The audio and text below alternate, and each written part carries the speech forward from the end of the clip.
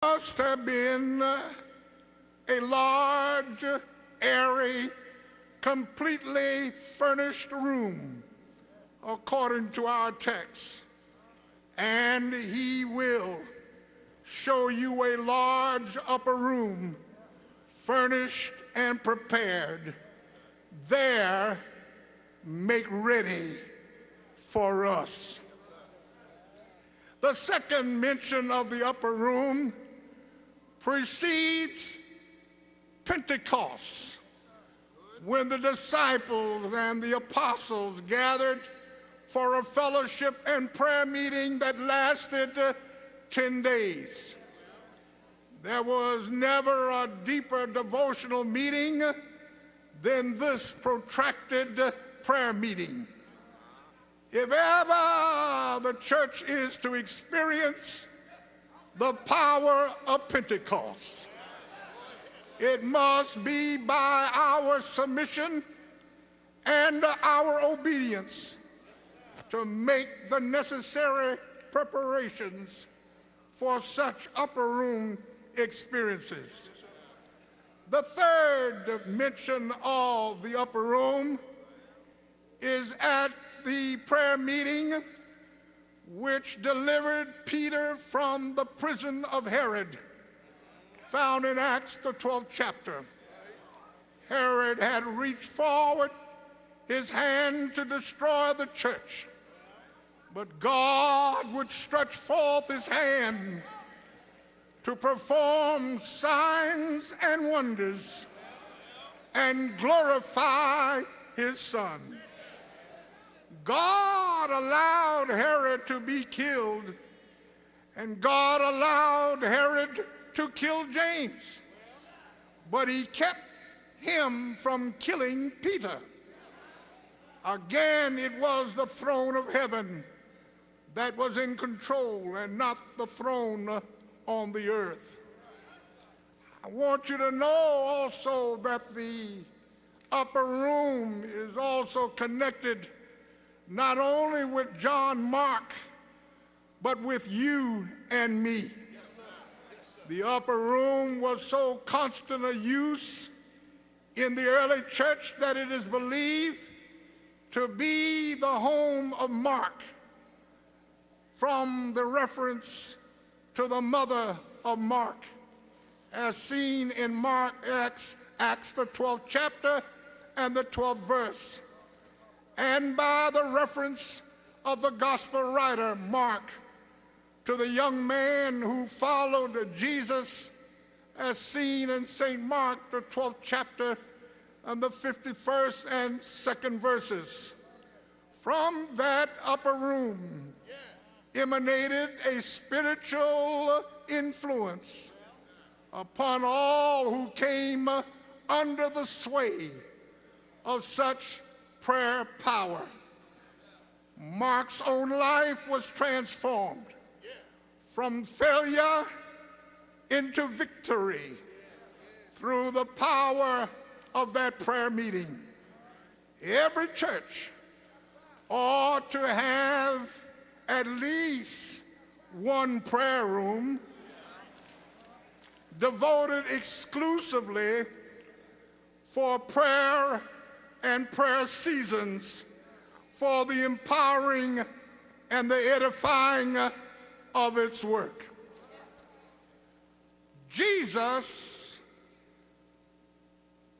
commanded his disciples to make ready to eat with his disciples. In Luke 22:8, he tells us he commanded, I like that word, commanded. He commanded Peter and John to go and prepare for them the Passover, that they may eat.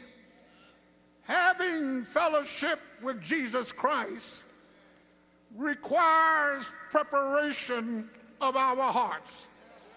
I know we sing at home the song that sometimes the younger folk do not know.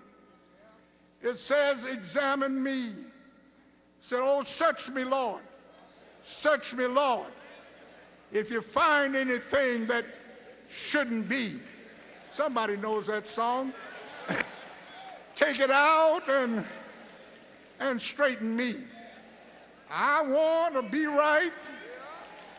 I believe somebody want to be right. And I want to be saved. I want to be made whole. You know when I'm right. You know when I'm wrong. You know all I do, Lord. And you know where I belong. You know even my secrets too. So search me, and cleanse me through and through. And when he was questioned by his disciples as to where it should be celebrated, he directed that they should go into the city where they would see a man carrying a pitcher and to follow him to his home. This was most unusual, for the water carrying was done by the women and would be very easy to single out a man who was carrying a pitcher of water. Even this command by Jesus to Peter and John displays the omniscience of Christ and the knowledge he has of every step that we take.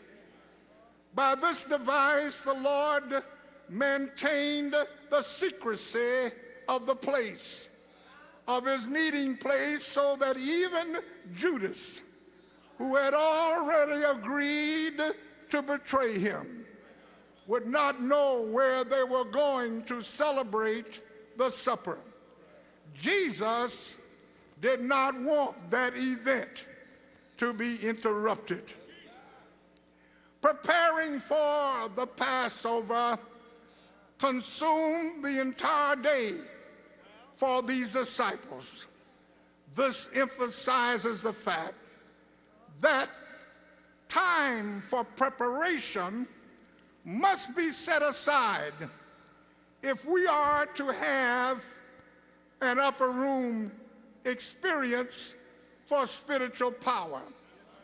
We must have a regular set time for communion with God if we want a constant fellowship and relationship with him.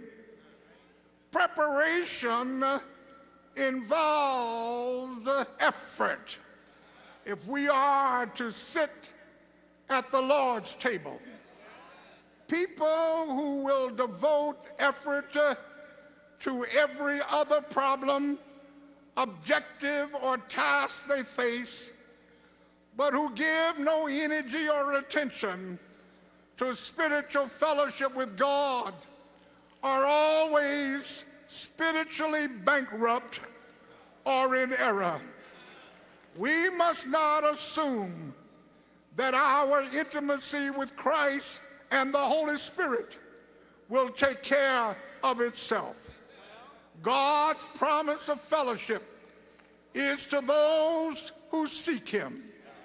And ye shall seek me and find me when ye shall search for me with all of your heart. Now, there will be times when we may have to let some things go which are financially prosperous in order to have spiritual prosperity, and it is certain that we will have to observe the biblical teachings concerning tithing, giving offerings to the local church, missions, evangelism, and Christian education in order to reach the unsaved. It was the unwillingness of Judas to meet this that partially caused Judas's betrayal. He was too busy trying to betray Christ than to be taught by Jesus. Have you met Judas before? He's here. He's in every church. And if we ever expect to be engaged in the ministry of power and have fellowship with Christ, we must understand how a hidden preparation is necessary for the disciples who are called